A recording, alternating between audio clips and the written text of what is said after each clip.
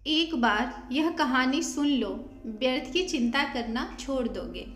एक बिजनेसमैन था जो अपने बिजनेस को लेकर काफ़ी चिंता किया करता था कि क्या होगा आगे आने वाले कल में और कैसे काम आगे बढ़ेगा और उनके इस व्यवसाय को उनका बच्चा संभाल पाएगा या नहीं।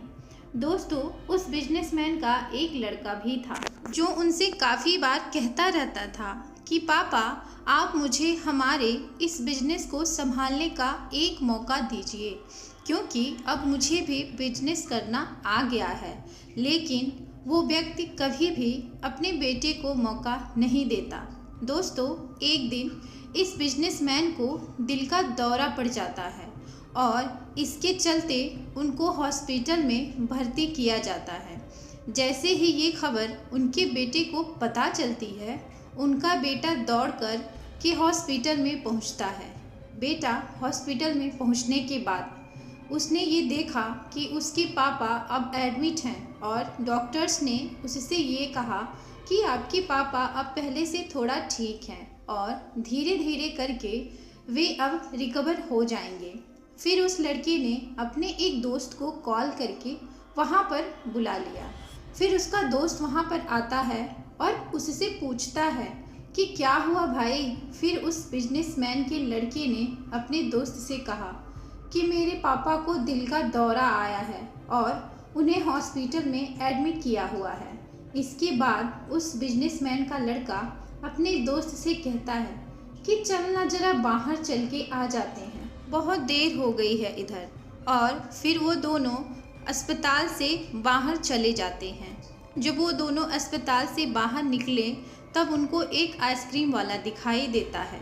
फिर उस बिजनेसमैन के लड़के ने अपने दोस्त से कहा कि भाई आ जाओ, आइसक्रीम खाते हैं। ये बात सुनकर उसका दोस्त थोड़ा सा चौंकता है और मन ही मन कहता है कि अरे ये पागल है क्या, पापा अंदर भर्ती हैं और ये यहाँ पर आइसक्रीम खाने की सोच रहा है। फिर उन दोनों ने आइसक्रीम खरीद ली और वे दोनों आइसक्रीम खाने लगे।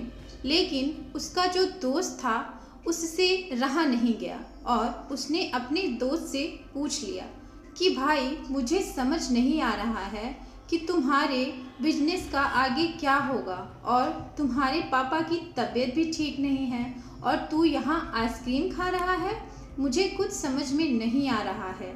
फिर बिजनेसमैन का लड़का बोला, मित्र, मुझे ये मालूम है कि तू ये सोच रहा होगा कि मेरे पापा एडमिट हैं, यहाँ पर आइसक्रीम चल रही है, मज़े चल रहे हैं, पर ऐसा कुछ भी नहीं है।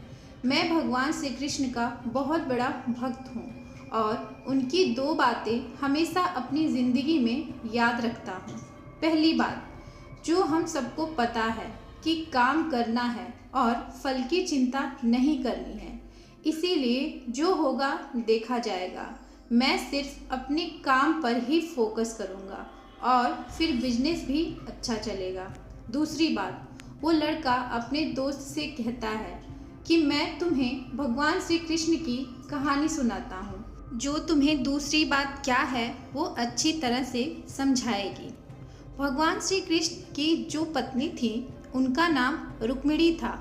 उनको जब पहला बेटा हुआ था तो उसका नाम प्रद्युम्न रखा गया था और प्रद्युम्न के जन्म के 10 दिन पश्चात ही प्रद्युम्न का अपहरण हो गया।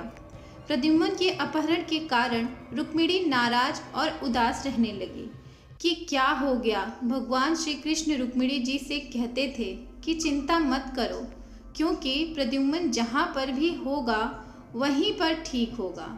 लेकिन इतना समझाने के बावजूद भी रुक्मिणी अपने बच्चे की चिंता में उदास और निराश रहती थी और इस तरह चिंता करते करते रुक्मिणी जी के 18 साल बीत गए। 18 साल के बाद द्वारका में जब प्रद्युम्न की वापसी हुई और जब प्रद्युम्न द्वारका में वापस आए तो उनके साथ में उनकी पत्नी मायावती भी थी। अब समस्या ये भी थी, मायावती की उम्र प्रद्युम्न से 20 साल ज़्यादा थी। वहाँ रुक्मिणी पहले तो खुश हुई कि बच्चा वापस आ गया और फिर दुखी हो गई, क्योंकि इतनी बड़ी लड़की से शादी की इसीलिए रुक्मिणी फिर से भगवान श्री कृष्ण से जाकर कहने लगी कि ये क्या हो गया। फिर भगवान श्री कृष्ण जी ने माँ रुक्मिणी जी से कहा कि जो हो गया है उसको स्वीकार कर लो और आगे बढ़ो और चिंता मत करो।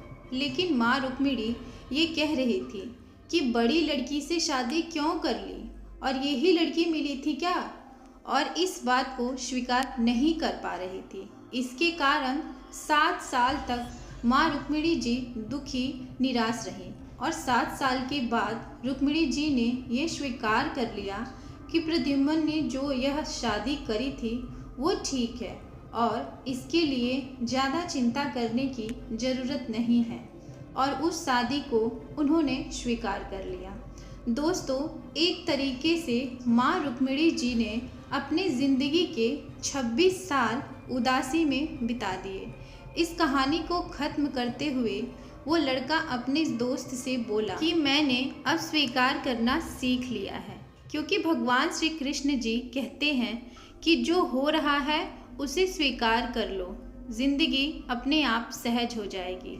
दोस्तों, ये छोटी सी कहानी जो हमें 2 बड़ी बातें सिखाती हैं, और यही बातें मैं आपके साथ शेयर करना चाहती थी कि हमारी ज़िंदगी में जो कुछ भी घटता है उसे स्वीकार करना सीख लीजिए और फिर ज़िंदगी अपने आप सहज हो जाएगी।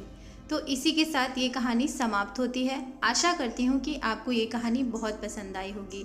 अगर पसंद आई है तो कृपया मेरे वीडियो को लाइक और चैनल को सब्सक्राइब जरूर करें और इसे अपने फैमिली और फ्रेंड के साथ भी शेयर करें।